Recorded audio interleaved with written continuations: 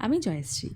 সকালবেলা কম্বল গায়ে দিয়ে কিছুক্ষণ একটু বসেছিলাম ঘুম থেকে উঠে, তারপর জল খেয়ে কিছু স্ট্রেচিং করে তারপর গ্র্যাটিটিউড জানিয়ে নেমে পড়লাম বিছনা থেকে। আর আজকে কিন্তু 10টায় উঠিনি, আজকে প্রায় 8টা 15 নাগাদ উঠেছি।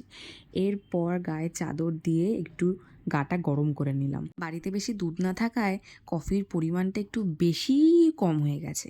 এরপর নিজেই কফি খেয়ে নিজেই সাব্বাস করছি, কেউ তা করবে না। কাটিমি যা যা কাজ দিয়েছে, প্রচুর চাপ, এবার সেটাকে নিয়েই বসা যাক। এরপর 12:30টার সময় সব লোটা কম্বল গুছিয়ে আমি উঠবো কিছু ঘরের কাজ করতে। মানে আমার এই জামা কাপড়ের জায়গাটাকে একটু গোছাবো। এতটাই অগোছালো যে কি বলবো।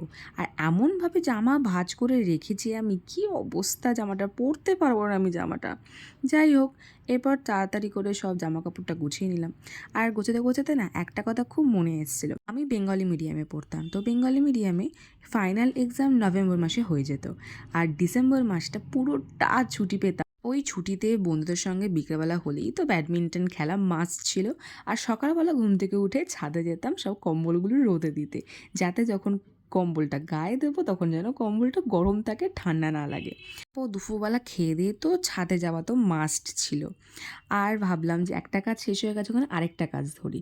মানে এই বোতলগুলোকে একটু পরিষ্কার করব। 1 সপ্তাহ হয়ে গেছে আমার বোতলটা পরিষ্কার করা হয়নি, তাই একটু পরিষ্কার করতে বসলাম। আর বাকি যে বোতলগুলো ছিল সেগুলোও একটু ধুয়ে নিলাম।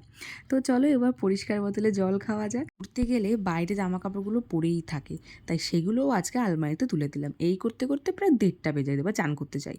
তারপর স্কিন কেয়ার করে পুজো পাঠ করে খেয়ে দিয়ে এসে আমি অটোমেক হ্যাবিটসে নিয়ে বসলাম। গেলে একটু বেরোচ্ছিলাম সোলো জার্নি করতে, আর তার সাথে আমার ভাইকেও দিয়ে আসলাম পড়তে।